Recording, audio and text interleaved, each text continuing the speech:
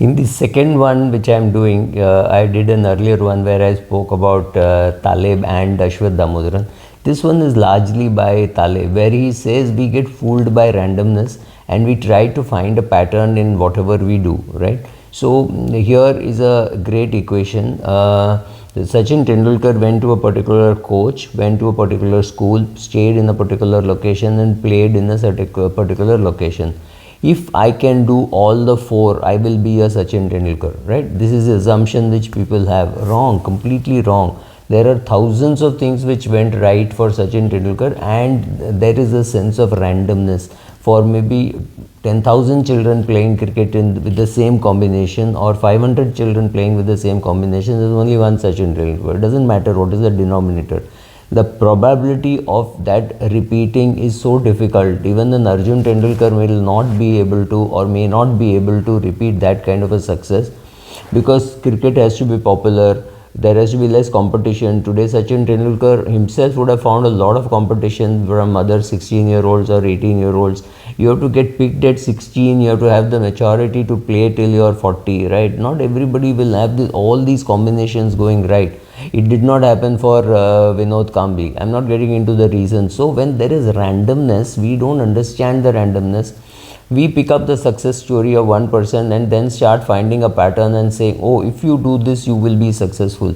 That is not true. You cannot create an Azim Premji. You cannot create a Sachin Tendulkar or a Virat Kohli or a Deepika Padukone, right? That kind of success, very few people get. The probability of getting that kind of success is very low. So when somebody says, I want to make a career in cricket because Sachin made money or Virat Kohli made money, the question to ask is, will you also follow in the same footsteps? Will you have the same dedication? Will you put in the same efforts? And do you think this combination is the ultimate combination and it will always work? It need not always work. The probability of a film succeeding or the probability of a cricketer succeeding is very low, but we pick up one formula and say, oh, this formula worked, so it will work, right? So a Sangam worked in 1960, and then there were thousands of films made with a triangle of one man and two women, or two men and one woman, right? That kind of combination.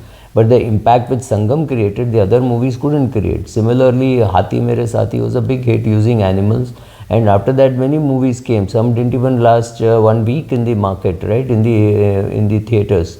So sometimes one formula which works does not always work. So if you say, I want to play cricket to make money, you have to ask yourself one question. The top 10,000 chartered accountants, or the top 10,000 doctors, or the top 10,000 cricketers, what is the average salary and what is the standard deviation? If the standard deviation is too high, then the chances of you getting that number may not be very high, right? So if the standard deviation is high, so to give you a cricketing example, the Shahid Afridi also has a batting average, right? So let's say his batting average is 22, but he has a very high standard deviation, which means in one match he will make 160, then in 8 matches he'll make 0, right? I mean, of course I'm exaggerating.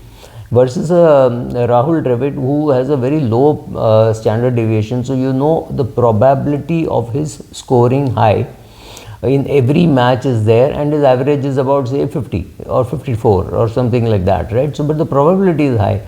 The probability that Shahid Afridi will make 160 is very low because the standard deviation is high. The probability of his making 22 is also very low. The average is low and the probability is low, right? But for Rahul Dravid, the probability and the standard deviation, standard deviation is low and the probability is therefore very high. So take somebody like a Rishabh Pant, today's example. Rishabh Pant will have a very good, will have a decent average, but again, with the standard deviation is high. So he will come hit 140 in a match, which will be very crucial, and then next 4 matches, 5 matches, he'll make 8, 9, 10. You need all kinds of people when you build a team. You can't build your team with just Rahul Dravid. So what does it mean for you in the investment space? Largely it means equity is the one where the standard deviation is high, so you should not expect to withdraw from equity on a regular basis. If you want regular withdrawals, that should be from a debt instrument. So you should take money from the equity when it is doing well, put it into the debt dabba, and then start withdrawing from that box, right? So that is what it teaches you. So when the probability is very low or the standard deviation is very high, you have to be careful while investing. You shouldn't put too much money if your risk taking ability is low. Thank you. When people consider risk, then you have to consider two things. One is you consider the probability of success. That's very important. But if the probability of success is very high, let's say 99.9, like Taleb says 99.9, but there's a 0.10% chance that it will lead to financial ruin, then you shouldn't even touch it. If your net worth is 30 crores, don't take a 22 crore risk or a 25 crore risk. Take maybe a 3 crore risk with a 99.9% success rate, because the chances of you losing money is very low, but that can lead to ruin if you put the whole house on it, right? So whatever it is, you know that the success rate is going to be very high. You put money, but you don't put so much money that it will lead you to financial ruin. It's very important in high standard deviation, low probability events. You should concentrate on the process of how the whole thing happens. How you should buy the share, how many shares should you buy, how long should you hold, what should be the alarm bells for you to buy more or sell, or say, okay, I bought 1 lakh shares, let me sell off 5,000 shares. Let me keep reducing my risk, not because the share is going to do badly, but you want to reduce the risk in your portfolio. So putting the process in place, doing it right, and then making sure that you get it vetted by somebody, all this is important, because some things can go wrong. So when you consider the probability, also consider the payoff. If the success rate is low, but the chances that the payoff is very high, so then I should still put it, but put in a small amount. Maybe there's only a 30% chance that it will do well, but I'm going to get a 100% return. So should I put 3 crores? Yes. Should I put 30 crores? Answer is no. But should I put 3 crores? Yes, because that 3 crores can become 6 crores or 9 crores over a period of 5-6 years. Then the probability is low, but the payoff is high. So sometimes when the probability is high and the payoff is low, the question is, should you put it at all? Another important thing is, when the probability is very high, but the mistake can lead to crippling of finances, or your house is on the block, then you have leverage so much that your personal guarantees will be called into play. The question is it worthwhile? The answer is no. So it's for each person to decide how much risk to take, but when you are considering risk, also take payoff into consideration. Who is the father of all this? Taleb, of course. So thank you for visiting Subramani. This is again a short video. Thank you. I would have always thought my greatest skill is stock picking. I realized after reading Taleb, of course, that my skill is protecting the downside, and that is the most important thing you have to do as a financial advisor. The job of a financial advisor is to reduce the stress for the client. There is nothing else you need to do, right? Stock picking, all that will happen, but the most important thing is to reduce the stress, and you can reduce the stress by doing a few things right. For example, how first of all, protect the downside. So how do you protect the downside? You protect the downside by having adequate insurance.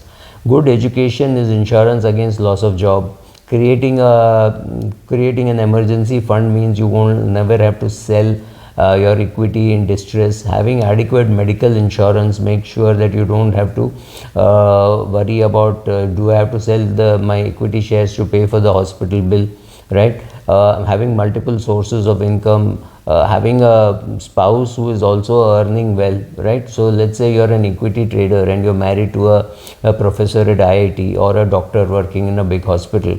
You know that other person's income is stable, which gives you more ability to take more guts to take a risk, right? So putting all this in place is the most important thing that you should do as an investor, and perhaps the most important thing to do as an advisor.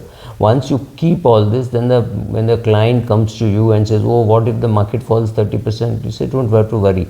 You have adequate current income, you have adequate money in debt funds, you have adequate money in bank deposits or whatever, so even if your salary were to stop for whatever reasons, you have adequate other sources from which to draw. Maybe they are assets which can be converted to cash flow.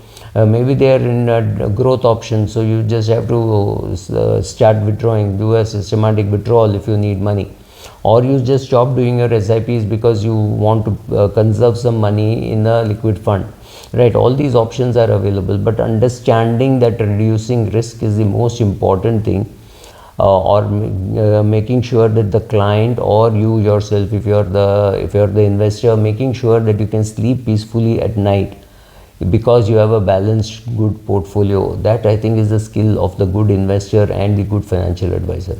Thank you.